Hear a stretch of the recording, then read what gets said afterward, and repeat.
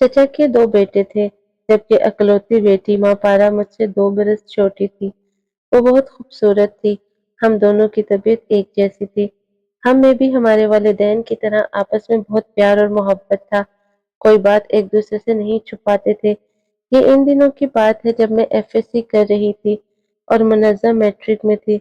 एक लड़का बार-बार हमारे घर फ़ोन करता और मुझसे बात करने की कोशिश करता। अक्सर मैं फ़ोन बंद कर देती और कभी-कभार बात कर लिया करती और कहती कि तुम गलत जगह फ़ोन करते हो। मैं तुमसे बात नहीं कर सकती। जुमे का दिन था, वालिद, चचा और मेरे भाई वगैरह सब शिकार खेलने गए हुए थे। मुनज़्ज़ा मेरे साथ बैठी थी।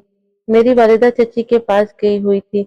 मैं मुनज़्ज़ा से उस लड़के का ज़िक्र कर रही थी। अचानक फ़ोन की घंटी बजी।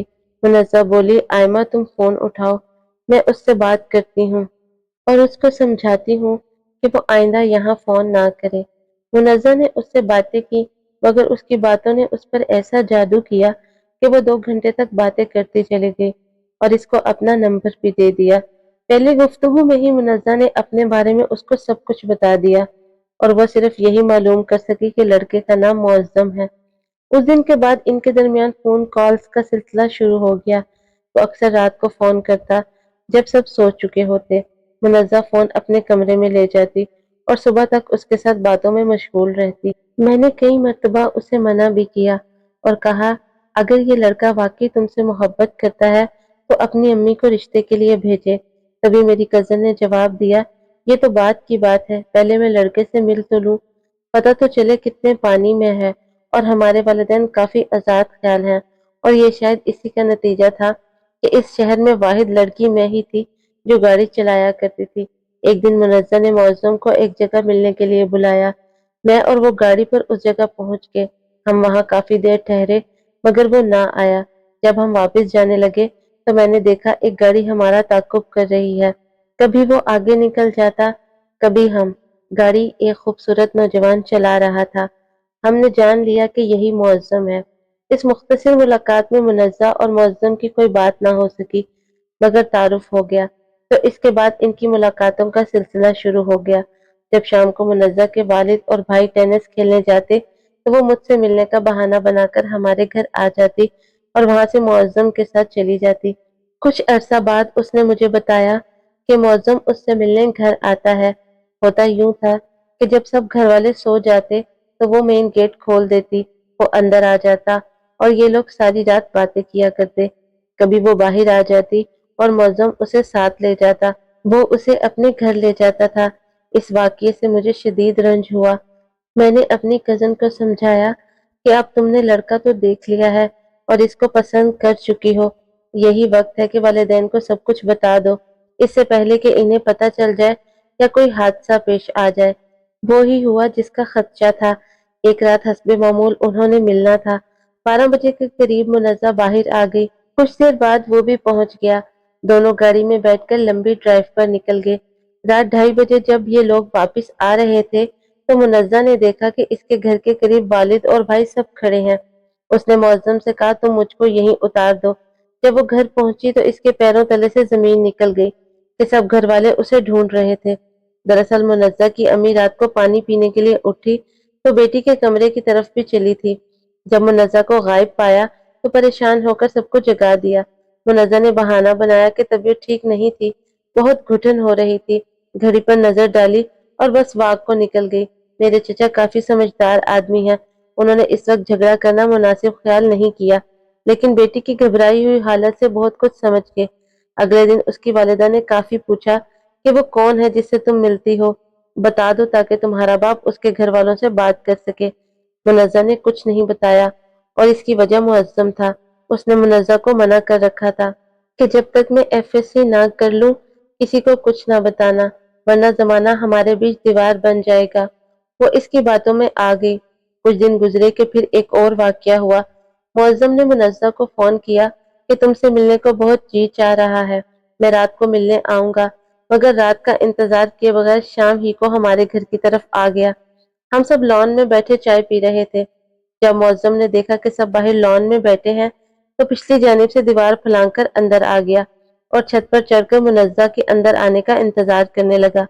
اگر میری کزن کو علم ہوتا کہ معظم آیا ہوا ہے تو وہ بھی چلی جاتی اور اسے اپنے کمرے میں لے جا کر چھپا دیتی۔ اچانک اس کے بھائی کی نظر چھت پر پڑ گئی۔ چور سمجھ کر فوراً دوڑے اور پستول نکال لائے۔ وہ اسی سمت اوپر گئے جہاں معظم کو دیکھا تھا۔ اس نے چھت پر سے چھلانگ لگائی اور بھاگ گیا۔ چچا سمجھ گئے کہ شام 7 بجے کون چور ہو سکتا ہے۔ اس واقعے کے بعد سے ہمارا خود گاڑی ڈرائیو کرنا بند ہو گیا اور فون بھی ہماری دسترس سے دور کر دیے گئے۔ وہ پھر کسی نہ کسی طریقے سے معظم کے ساتھ رابطہ کر لیتی اور وہ رات کو ہمارے گھر آ جاتا۔ بتاتی چلوں کہ ہم مالدار معزز گھرانے سے تعلق رکھتی تھی۔ والد کے 3 بھائی کراچی اور اسلام آباد میں رہتے تھے جبکہ چچا ہمارے ساتھ رہتے تھے۔ بڑا سا ہمارا مکان 2 حصوں میں ایک دیوار کے ذریعے تقسیم تھا، لیکن دیوار میں بھی ہم لڑکیوں کے آنے جانے کی خاطر دروازہ لگا دیا گیا تھا۔ اس وجہ سے میں اور منزہ جب چاہے ایک دوسرے کے گھر آ جا سکتی تھی۔ ایک دفعہ تو ایسا ہوا کہ وہ منزہ کے کمرے میں بیٹھا ہوا تھا کہ دروازہ کھلنے کی آواز آئی۔ اس نے فوراً اپنے اوپر چادر ڈال لی اور سوتا بن گیا۔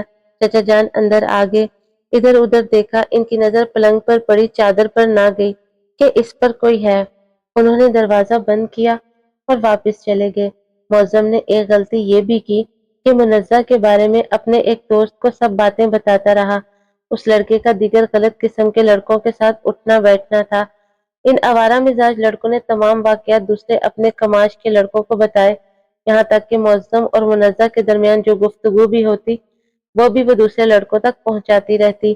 جو میری کزن سارے شہر میں بدنام ہو گئی۔ اس کے چرچے گلی گلی ہونے لگے اور لڑکوں نے منزہ کو فون کر کے تنگ کرنا شروع کر دیا۔ آئے دن ہمارے گھر میں بھی رانگ نمبر آنا شروع ہو گئے۔ اس طرح یہ تمام باتیں محلے کے ایک لڑکے کے ذریعے منزہ کے بھائی کے کانوں تک پہنچ گئی۔ جب اس کے بھائیوں کو علم ہوا تو گھر آ کر انہوں نے بہن کو بہت مارا اور پستول نکال کر اس کو شوٹ کرنے لگے۔ تب چچی رو کر بیٹی کی زندگی کی بھیک مانگنے لگی۔ سارے بھائی اب معظم کے خون کے پیاسے تھے۔ اس کے پیچھے بھی گئے لیکن نہ ڈھونڈ سکے کیونکہ وہ تو ایسا غائب ہوا کہ اس کے گھر والوں کو بھی پتہ نہ چل سکا کہ کہاں چلا گیا ہے۔ منزہ پر سخت پابندیاں لگ گئی۔ اس کا گھر سے نکلنا بھی بند کر دیا گیا۔ اب اس کو کہیں آنے جانے کی اجازت نہ تھی، یہاں تک کہ وہ اب میرے گھر بھی نہیں آ سکتی تھی۔ وہ ایک قیدی کی مانند تھی، تمام وقت اپنے کمرے میں بند رہتی۔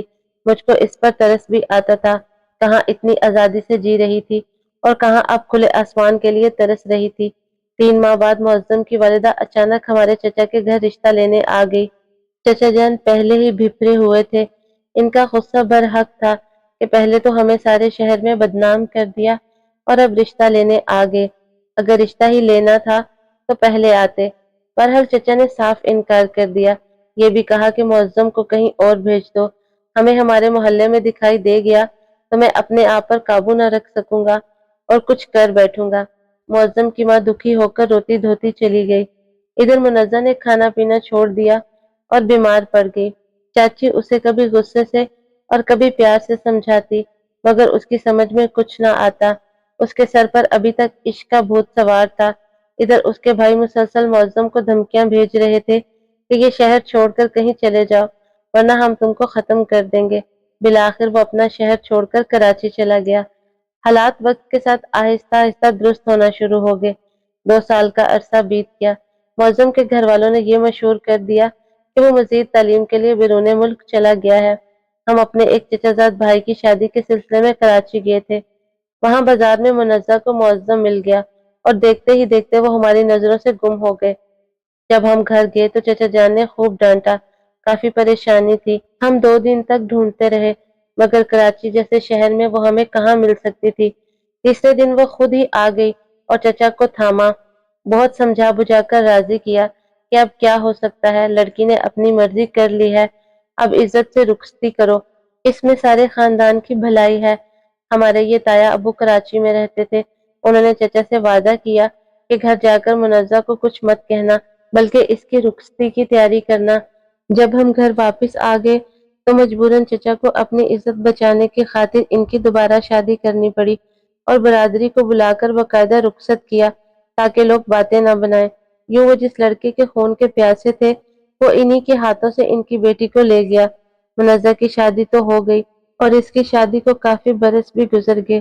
مگر اس کے بعد باپ اور بھائیوں نے اس سے کوئی ناطا نہ رکھا۔ محلے میں برے لڑکوں نے البتہ جو باتیں پھیلائی، اس کا اثر مجھ پر بھی ہوا کہ ہم رہتے تو ایک ہی گھر میں تھے اور میں بھی اسی خاندان سے تھی، لہٰذا اس کے بعد میرا رشتہ کوئی نہ آیا۔ میں سوچتی تھی کہ اس تمام قصے میں بھلا میرا کیا قصور تھا۔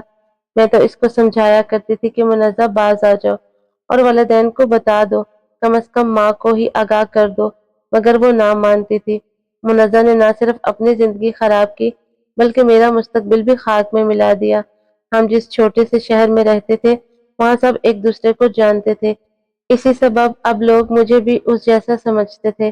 بالآخر اسلام آباد والے چچا کو خیال آیا کہ جب تک آئمہ وہاں ہے اس کی شادی کسی اچھے گھرانے میں ممکن نہیں ہے۔ انہوں نے والد صاحب کو سمجھایا اور زمین بکوا کر ان کو اسلام آباد شفٹ کیا۔ یہاں چچا کے ایک پڑوسی کی بیگم کی نظر مجھ پر پڑی تو بار بار ان کا آنا جانا ہونے لگا اور انہوں نے اپنے لڑکے کے لیے میرا رشتہ مانگ لیا۔ اس طرح دیر سے ہی صحیح میرا گھر بس گیا اور والدین کی فکر ہٹی۔ سوچتی ہوں منزہ تو آج جیسی تیسی زندگی گزار رہی ہے، مگر ہم بہنوں کے رشتے میں کتنے کانٹے بکھیر گئی ہے، اور یہ سب اس کارن ہوا کہ ہم ایک چھوٹے سے شہر میں رہتے تھے۔ بڑے شہر میں پڑھے لکھے گھرانوں میں بھی اب لڑکے اور لڑکی کی مرضی کی شادی کو اہمیت دی جاتی ہے، اور پسند کی شادی اب اتنی بڑی خطا نہیں رہی کہ جس کی سزا تمام خاندان کی لڑکیوں کو بھگتنی پڑے۔